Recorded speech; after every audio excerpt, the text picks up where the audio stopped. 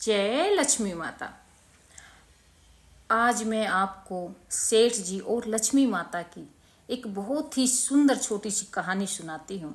इससे हमको बहुत कुछ सीखने को मिलेगा, तो आप सुनिए। एक बार सेठ जी से माता लक्ष्मी रूठ जाती हैं और वो कहती हैं, सेठ जी मैं जा रही हूँ, अब मेरी जगह नुकसान आएगा, तो अगर आप कुछ मांगना चाहें तो मांग सकते हो। अब सेठ जी ने तो सोचा, अब माता ने कहा है नुकसान आएगा तो नुकसान तो जरूर आएगा, पर चलो माता ने वरदान मांगने के लिए बोला है तो मैं माता जी से वरदान मांग लेता हूँ। अब सेठ जी तो बहुत ही समझदार थे। अब सेठ जी ने माता जी से कहा, हे लक्ष्मी माता, आप अगर कुछ देना चाहती हैं तो मुझे ऐसा वरदान दीजिए कि मेरे घर में सब, मेरा परिवार, बहू बेटे सब खुशी से रहें और प्रेम से रहें, वो आपस में झगड़ा ना करें। तो माता रानी तो कृपालु हैं, दयावान है, तो बोली ठीक है तथास्तु, आप सब प्रेम से रहें।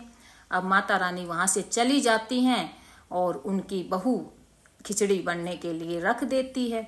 अब खिचड़ी बनाते टाइम बहू ने तो नमक डाल दिया और वो कहीं बाहर चली जाती है। उसके बाद छोटी बहू आती है और वो कहती है कि, सोचती है कि पता नहीं शायद खिचड़ी बनने को तो रख दी है, नमक नहीं डाला है, इसलिए वो भी उस खिचड़ी में नमक डाल देती है।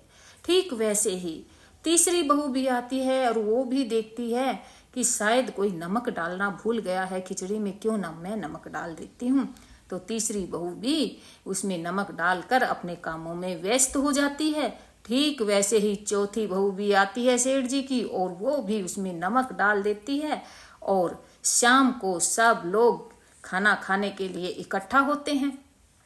तो बहुओं ने सोचा, बहुओं का तो काम ही था कि सबसे पहले सेठ जी को परोसना, तो बहुओं ने तो सेम वैसा ही किया कि सबसे पहले खिचड़ी सेठ जी को परोसी। अब सेठ जी ने खिचड़ी खाई तो सेठ जी ने देखा, अच्छा है, अभी तो मैं कुछ नहीं बोलूँगा, मुझे नहीं बोलना है, प्रेम से रहना है। तो सेठ जी वो खिचड़ी खाकर बिना कुछ कहे प्यार से प्रेम से वहाँ से चले गए।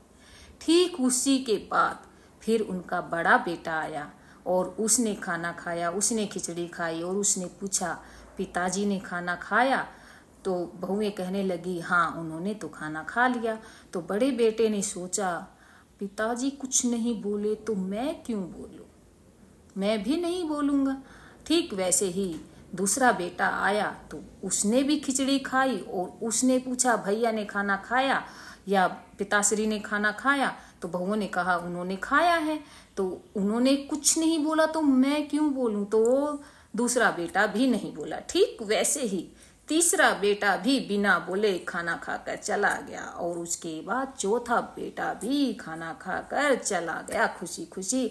ठीक वैसे ही सारे परिवार ने अच्छे से खाना खा लिया और ना एक दूसरे को कुछ कहा, सब बिना बोले प्रेम से अपना अपना सोने चले गए। उसके बाद रात को सेठ जी के सौपन में नुकसान आता है और नुकसान आके उनसे माफी मांगता है, हे सेठ जी मुझे माफ कर दीजिए। तो सेठ जी बोलते हैं, किस लिए मैं माफ कर दूं, आपने किया ही क्या है? तो सेठ जी से नुकसान कहता है, जिस घर में 1 किलो नमक खा के भी सब चैन से सो रहे हैं, भला मैं वहाँ कैसे रह सकता हूँ? आप मुझे वहाँ से जाने की आज्ञा दे दीजिए, मुझे यहाँ से जाना है।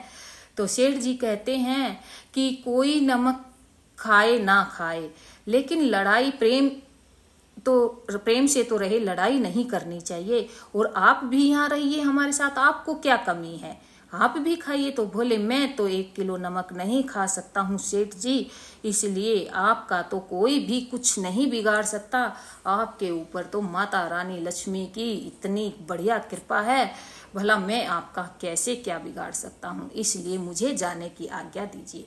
तो इस कहानी से हमें ये सीख मिलती है, घर में जैसा बना है भोजन, जैसा है, जैसा मिल रहा है, वो सब माता की कृपा से है। तो आप उसमें कभी भी गलतियां ना निकालें। जहाँ पर गलतियां निकाली जाती हैं वहाँ माता लक्ष्मी उनको एक एक पैसे के लिए मोहताज बना देती है और जहाँ प्रेम पूर्वक खाना खाया जाता है और तारीफ़ें की जाती हैं और प्यार से रहते हैं, वहाँ पे लक्ष्मी हमेशा निवास करती हैं। तो प्यार से बोलिए जय लक्ष्मी माँ, जय लक्ष्मी।